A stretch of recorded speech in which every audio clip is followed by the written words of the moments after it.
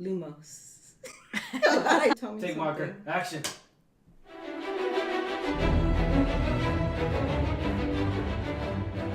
What's going on, moviegoers all over the world? My name is Ryan D, aka Ryan680. I'm Kim at Kimbo Can Dance. Angela at that cat lady Ange. That crazy cat lady. Alrighty, guys. This is our Grindelwald. Or, how do you pronounce it, ladies and gentlemen?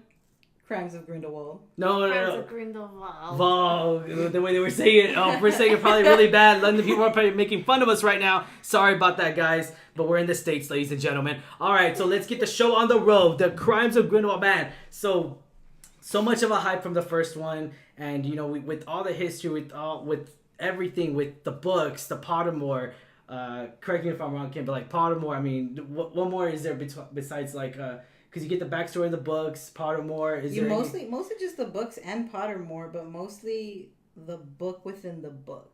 Yeah. We don't really get to read. Oh, dang. There you go. Stingy J.K. Rowling. No, until now. Man, so, you know, coming off... It's funny, too, because, like, whenever we talk about sequels and whenever we mention, like... When it comes to movies or stuff like that, especially off of sequels, you always be like, oh, great, they're making it a franchise, or oh, great, they're making a sequel. Well, this doesn't pertain whatsoever to the Harry Potter movies or the Star Wars movies whatsoever, because they are just amazing. The fans love it. The fan base was there. And wow, I mean, this premiered actually Tuesday, guys, right here in San Antonio, Texas. And I kid you not, I was just on IMDb, and it was saying like a countdown of 2 days left. And we're all like, oh, we got to see it early. It was exciting. It was phenomenal. Kim, give us your thoughts on it. Shed us on some of your beautiful knowledge. Let's pick your brain here. Okay, we gotta start. You gotta tell me. What do you want to know? Like, I think. Okay, look. I know we've talked about this before about the Fantastic Beasts franchise, I guess, happening. It's really cool because you don't have people like me who have read all the Harry Potter books, and when the movies came out, Ryan was like, who's that guy? And what is that? What is that? Know, right? Just that way you could give the backstory, but it was more like, it's more of a surprise to all of us. Mm-hmm. Like, it's not necessarily, okay, I know what's going to happen or what might happen. It's like a surprise to everybody, and we're all like, because it left me shook. I'll just say that. Yeah. Oh, yeah. Definitely. I mean, it just... Especially with the events of the first one, and let's go ahead and talk about characters already. I mean, I know you mentioned it already too that you thought Ezra Miller was a lot better in this one than the last one. Yes, I like Ezra Miller as an actor. I think he's great in everything he does. I did not particularly like him as Credence in the first movie, but I actually they developed his character a lot more in this one, and I really did enjoy his character in this one. We connected with him more, you know, and we got to know him a little bit more than, you know, just this obscurist that we... Yeah, or just this one that, like, terrified of everybody and just, like, up by himself and just, like, awkward, get away from me. Or, like, I don't have anybody to... Like, it was just very, very annoying in the first one. And it was... And I will say this, guys, and I probably mentioned it in our past movie reviews and everything when it comes to Harry Potter. So, right off the bat, I mean...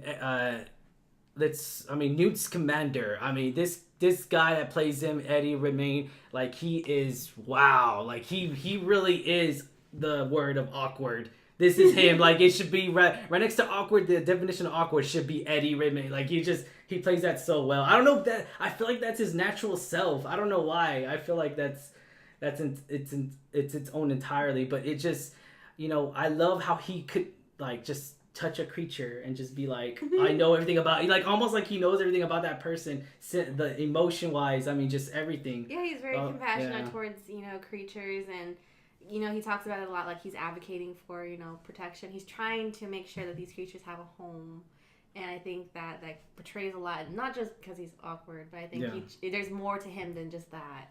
And I think we see that a lot more in this film.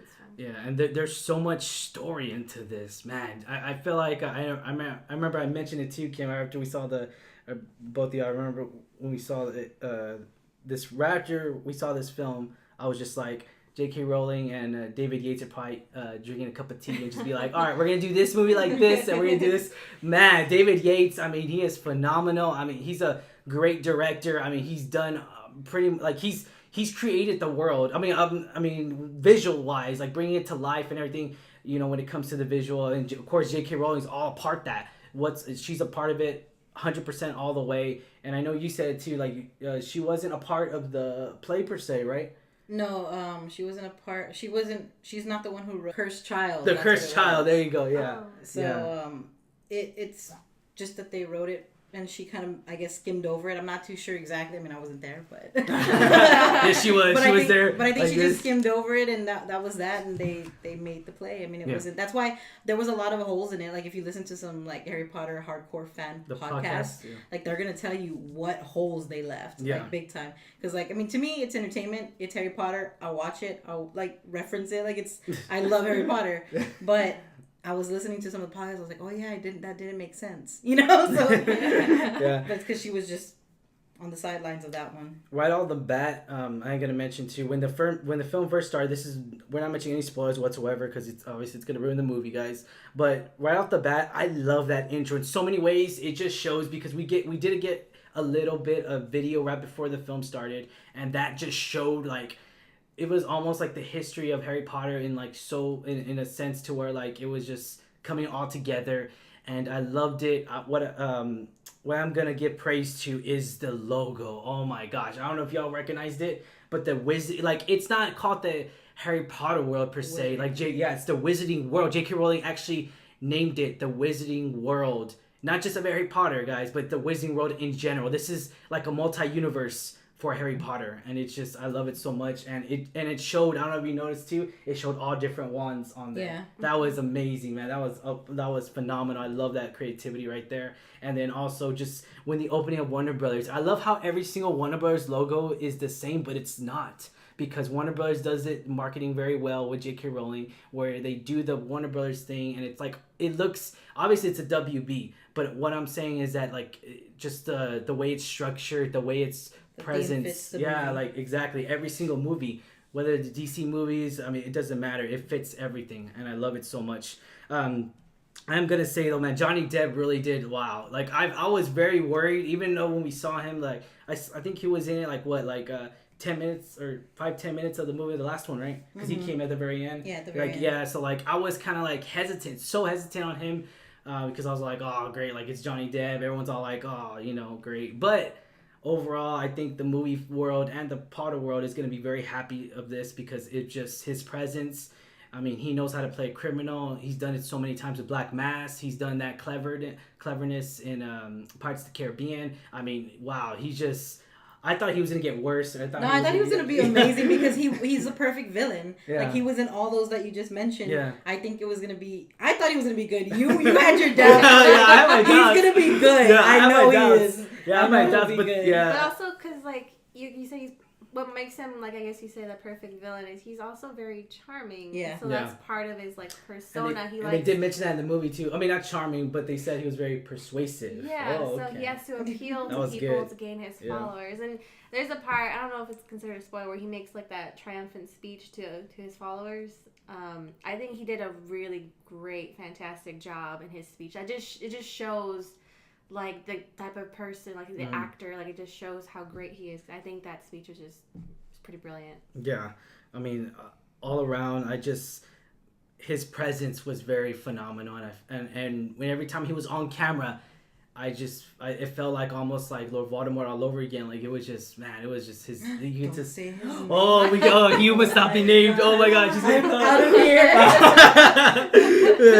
But it was just that presence, that feel, and it's amazing. I love it. It's almost like almost comparison as to Darth Vader. Like during it just like it's coming. It's gonna be. It's gonna go down. And going back to how you said that, how in the beginning they showed us how everything's gonna tie together from both universes. I think it was really good because, I mean, first off, you forget. Yes. And then number two, there's so many Harry Potter movies that it's just like,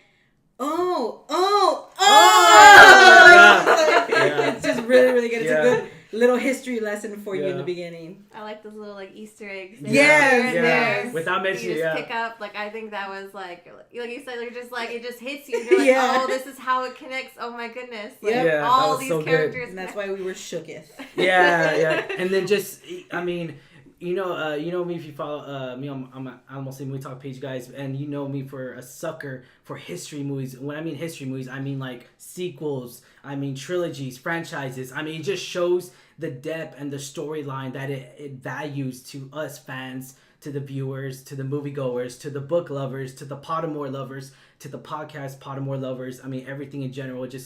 It's gonna please everybody, guys. And I don't think, because usually when we watch with fans and everything, I always kind of eavesdrop on other people's conversations and be like, it looks like everyone loved it, man. Yeah. Even the person that was actually wearing one of the audience members that was with us.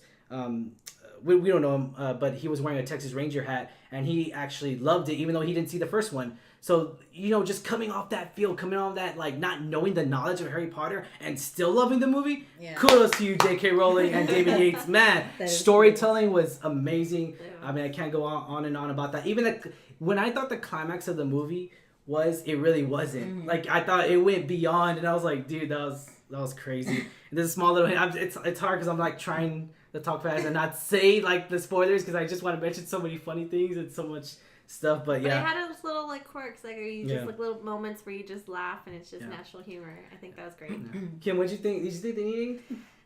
For me, no. I mean, okay. But then again, I'm very Potter forever, so it's like anything that they do can do no wrong. Yeah. For some reason, but no. I mean, I honestly, it didn't really need anything. I mean, right? I like the way it ended. I like the way it's just gonna. I just really like it. I can't say anything. We're all excited, but I can't say anything. We're all excited. Yeah, I know. We're so excited. Yeah, it really is, right? I mean, just I'm gonna say that I can't really think of anything right now because I'm just so shocked. I'm so ecstatic. I'm so like, wow, like amazed. So much history. Yeah. It's just a lot to sink in. It's a lot of information to sink in, guys. A lot of storytelling. So please pay attention. I went to the restroom real quick and I was all like, I'm gonna run. I ran to the restroom and then ran back. I was like, oh, get out of the way. I'm seeing Harry Potter. Get out of the way. I'm seeing Fantastic Beasts.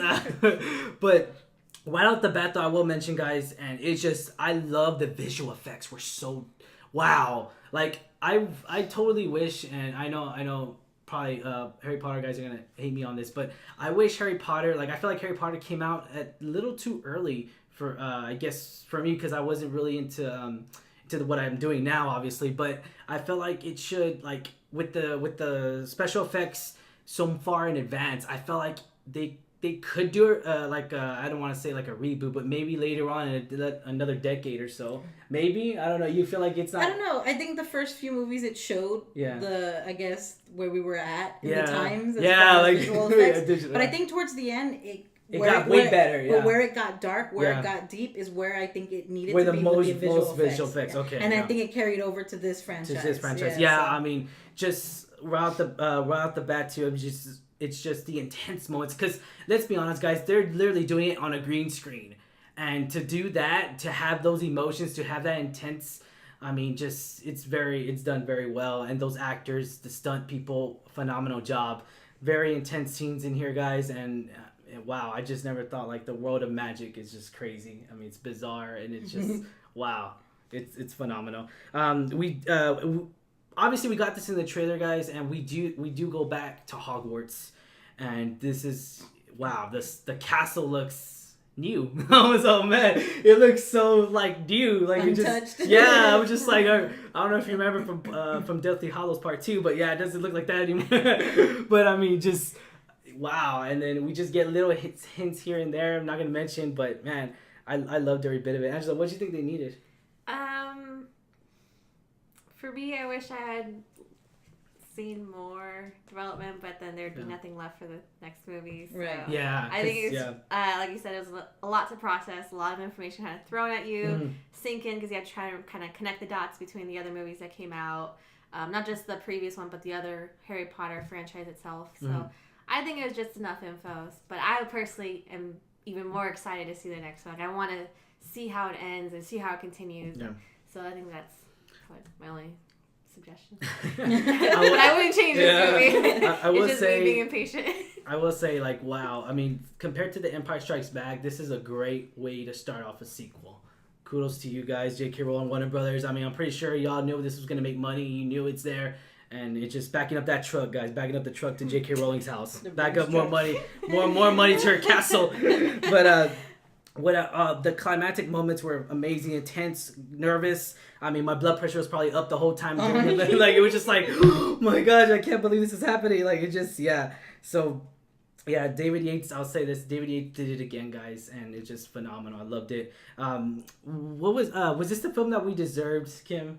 I think so, because I think it had a lot of those moments that were like, but wait, there's more. I think that's why I was like, man, this is awesome. Yeah. Like all those moments. I think we did deserve this film. I think it's a good one. Yeah, I'm gonna have to say, hell yeah. Yes, we needed more of this story, and we can still need more of this story. Obviously, there's gonna be another one. So I mean, just. Wow, and then I forgot to mention Jude Law was great in this movie. Man, I was afraid that he was like, it still amazes me though, like how he's young Dumbledore, but it just, you could just tell, like, I mean, they were giving hints too as well, like how he's gonna, like, it just shows like the Dumbledore that we saw in the Harry Potter movies is, you could tell like that we're actually seeing the history of what became, what he is, how he was, yeah, how he is in the Harry Potter movies. It has that connection, and it's just, wow, that was really done very well. Jude Law, phenomenal job. I mean, he's a great actor, and I loved him in it. Ezra Miller, though, Ezra Miller, he was actually a lot better. I will say that too. He was a lot better than the first one, and it just Ezra Miller, he's a real hit and miss for me right now. It just. I didn't like him too much as the Flash as I wanted to, and I don't like him too much in the Flash.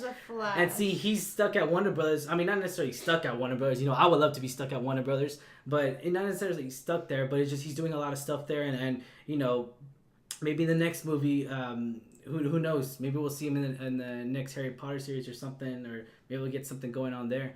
But so rate 1 out of 10, guys. All right, ladies and gentlemen. So hard.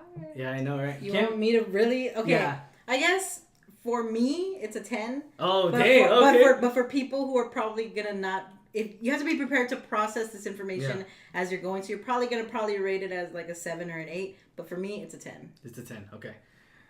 I'm gonna be a hard 9.5. It's gonna be up there. It's not a 10 because BBS was a 10. I know everyone's gonna hate on me. Oh, yeah, I know BBS. No. Yeah, like BBS was a 10 just because I'm a Batman. I love Batman, but Angela. Okay, well, it definitely tops BBS, but I'm gonna have to rate it 9.5 as well. 9.5. Okay. All right, that's a good one. All right. Would you? I mean, obviously, we would recommend this movie, right? Obviously. Oh yes. I'm gonna go watch it at the IMAX. I know, right? See it again, and we need you guys to see it. Yeah, moviegoers all over the world. If you haven't already seen it, by watching this review, this is a non-spoilers review. You need to stop what you're doing right now and go watch it. Otherwise, Lord Voldemort's right behind you. It's worth it. Don't say his name. You won't regret it. Yeah. Obviously, I'm going to buy this movie. Are you going to buy this movie, Kim? I'm going to wait till it comes out with the collector's edition. Oh. Yes, I will buy it. Yeah. That's a good one, guys. All right. Obviously, we're going to buy it. No, it's already sold. Take my money. Just take it already, guys. And we actually will be going to the Wizarding World again. And maybe we'll do a vlog, guys. Maybe we'll see it up on our vlog on our YouTube channel. Be sure to hit that subscribe button if you haven't already, guys. Give us a thumbs up if you like our review, guys. And you know what to do, ladies and gentlemen.